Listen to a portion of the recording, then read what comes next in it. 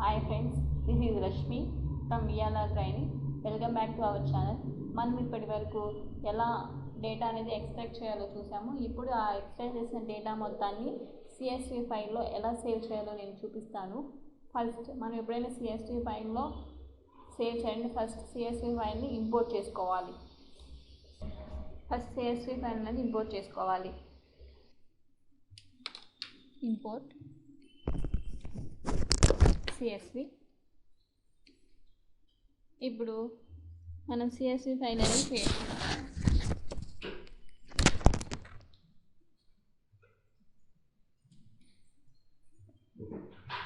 నేను CSV file అని ఒక వేరియబుల్ని క్రియేట్ చేసుకుని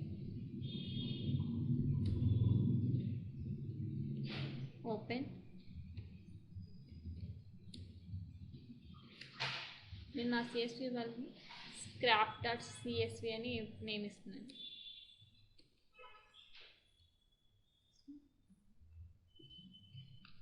రైట్ మెథడ్ యూజ్ చేస్తున్నాను.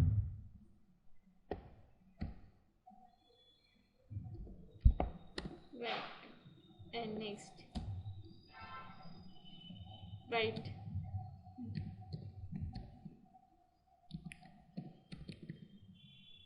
ఈక్వల్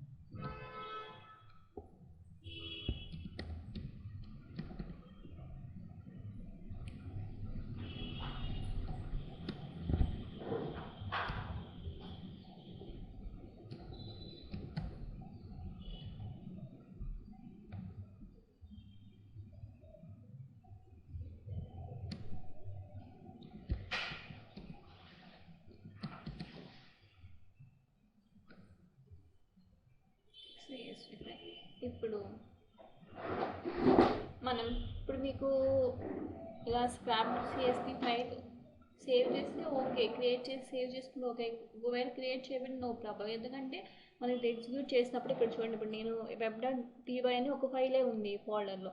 ఇది మనం రన్ చేసినప్పుడు ఆటోమేటిక్గా మనకి scrap.csv ఫైల్ కూడా క్రియేట్ అవుతుంది. మనం ఏం చేయాలంటే ఇప్పుడు దీనిలో స్టాక్ అనే ఒక లిస్ట్ని క్రియేట్ చేయాలి. ఎందుకంటే మనము రోస్ ఉన్నవన్నీ ఒక లిస్ట్లో ఫామ్ అయ్యి తర్వాత అక్కడ ప్రింట్అవుట్ అవుతాయి. స్టాక్ అనే లిస్ట్ అనేది క్రియేట్ చేసాను. క్రియేట్ చేసిన తర్వాత ఎంత సేమ్, మనకు ప్రింట్అవుట్ అవసరం లేదు. ఇక్కడ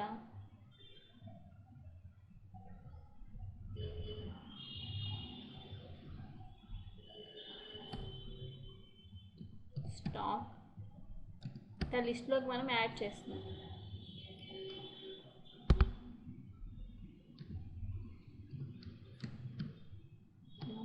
append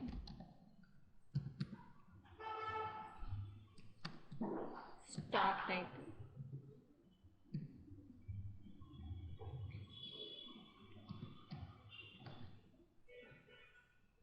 and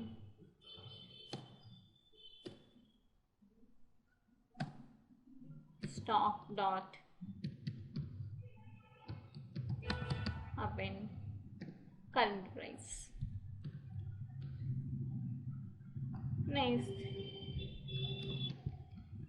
అండ్ ఇక స్టార్టింగ్లోనే మనం ఏ రోస్ అనేది క్రియేట్ చేయాలంటే ఫస్ట్ మనకి హెడ్డింగ్స్ ఏమేమి కావాలి, నాకు ఏమేమి హెడ్డింగ్స్ కావాలంటే ఫస్ట్ స్టాక్ టైటిల్ అనే రో కావాలి అండ్ కరెంట్ ప్రైస్ అనేది కావాలి. నెక్స్ట్ ఇవి మొత్తం కావాలి, previous close, open, bid, ask, days range, 52 week range, అవన్నీ కావాలి రోలో. దానికోసం నేను ఇక్కడ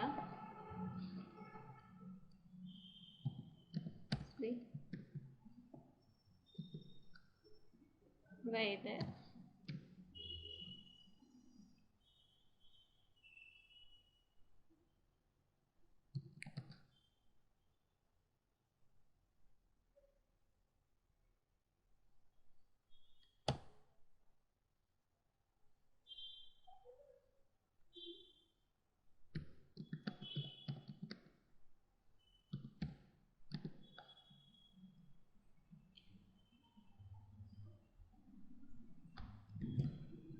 రైటర్ రో.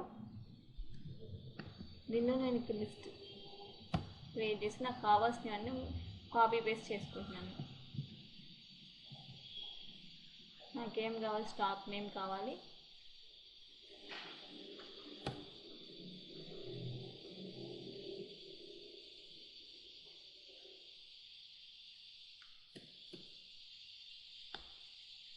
స్టాక్ నేమ్ కావాలి, కరెంట్ ప్రైస్ కావాలి, ప్రీవియస్ క్లోజ్, ఇవన్నీ నాకు ఏమేమి ఒక రోలో హెడ్డింగ్గా కావాలో అవన్నీ నేను కాపీ పేస్ట్ చేసుకున్నాను. నెక్స్ట్ ఇక్కడ ఇది డిలీట్ చేసి ఇక్కడ మనం రాయాల్సింది CSV dot writer dot right రో. మనం స్టాక్లో ఏమి అన్ని దేనిలో రాయాలనుకుంటున్నాం, స్టాక్ అనే ఒక లిస్ట్లో రాయాలనుకుంటున్నాం కాబట్టి స్టాక్. నెక్స్ట్ మస్టర్డ్ షుడ్గా మీరు మర్చిపోకుండా ఉండాల్సింది ఏంటంటే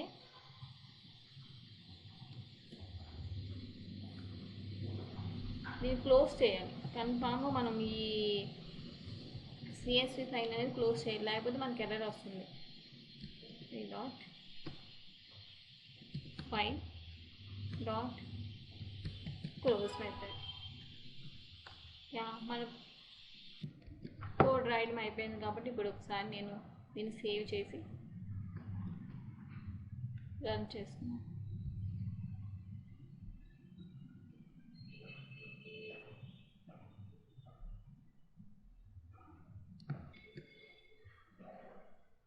రన్ చేసిన ఇది depend upon our system also. నేను చాలా ప్రోగ్రామ్స్ చేసేసరికి నా సిస్టమ్ కొంచెం స్లో అయింది.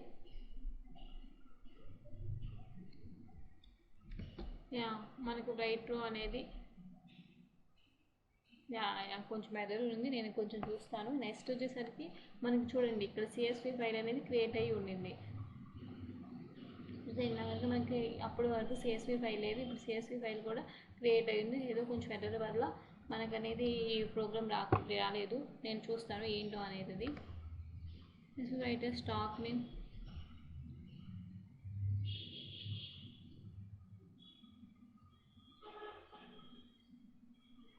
రైటర్లో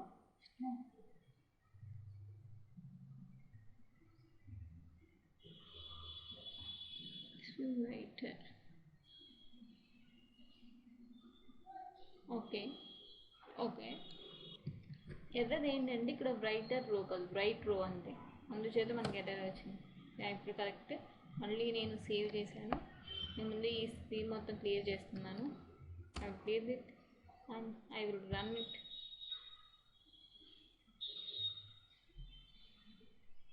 చూడండి రైట్ అనదర్ ఎర్రర్ ఉంది, 1 minute. ఇప్పుడు మళ్ళీ నేను సేవ్ చేసి చేస్తాను.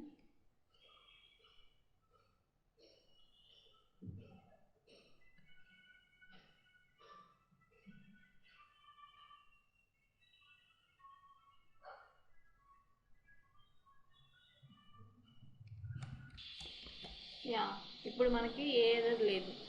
అవుట్పుట్ అనేది ఇక్కడ ఎందుకు డిస్ప్లే కాలేదంటే మనం ఎప్పుడు ఇక్కడ ప్రింట్ అనేది అనే ఒక స్టేట్మెంట్ నేను ఇవ్వలేదు కాబట్టి మన టెర్మినల్లో అసలు అవుట్పుట్ అనేది రాలేదు. మనం అన్నీ అపెండ్ చేసి స్టాక్లో అపెండ్ చేసిన దాన్ని మొత్తం CSV ఫైల్లో సేవ్ చేసాను అనమాట. ఒకసారి CSV ఫైల్లో సేవ్ అయిందో చూద్దాం. ఇదిగోండి stock name, current price, previous close, ఇవన్నీ. ఇక్కడ మనకు వచ్చేసరికి ఫస్ట్ ఒకటి సేవ్ అయింది, మొత్తం ఎందుకు సేవ్ కాలేదో ఒకసారి చూస్తాను. 1 minute.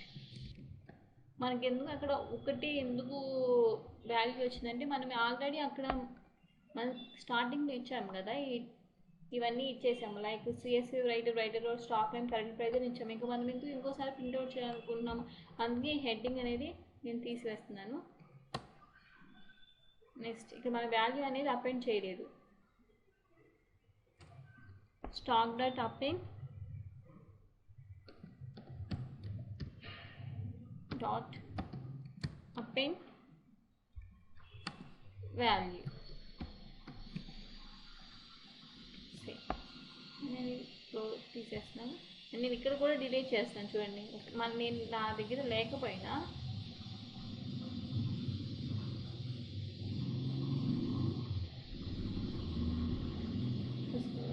మళ్ళీ నేను దీన్ని సేవ్ చేసి రన్ చేసినప్పుడు మళ్ళీ క్రియేట్ అయ్యింది చూడండి. స్క్రాప్డెడ్ CSV అనే ఫైల్ మళ్ళీ క్రియేట్ అయ్యింది.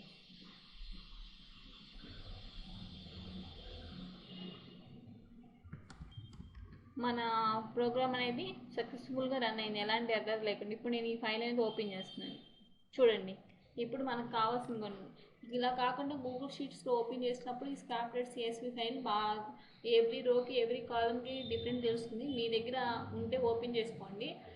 ఈ ఫైల్ అనేది మనం ఈ web.py అనేది ఏ ఫోల్డర్లో క్రియేట్ చేసామో అదే ఫోల్డర్లో scrap.csv ఫైల్ కూడా ఓపెన్ అయి ఉంటుంది. నా దాంట్లో దీనికి ఓపెన్ చేసే ఒక గూగుల్ షీట్స్ అనేవి లేవు కాబట్టి నేను ఓపెన్ చేయట్లేదు. చూడండి, మాకు దాంట్లో ఓపెన్ చేసి ఇలా స్టాక్ నేమ్గా ఒక రో, స్టాక్ నేమ్ వచ్చేసరికి ఇలా ఒక కాలంగా, కరెంట్ ప్రైస్ ఒక కాలంగా, ప్రీవియస్ క్లోజ్ ఒక కాలం, రోజుతో ఒక టేబుల్ లాగా ఫామ్ అవుతుంది. ఓకే, మీకు ఈ వీడియో నచ్చినట్టు నేను అనుకుంటున్నాను. మీకు ఎలాంటి డౌట్స్ లేవు కదా. మీకు ఏమైనా డౌట్స్ ఏమైనా ఉంటే కింద కామెంట్ సెక్షన్లో కామెంట్ చేయండి. మీకేమైనా ఈ వీడియో నచ్చితే please like, share, subscribe to our channel VLR training. Thank you.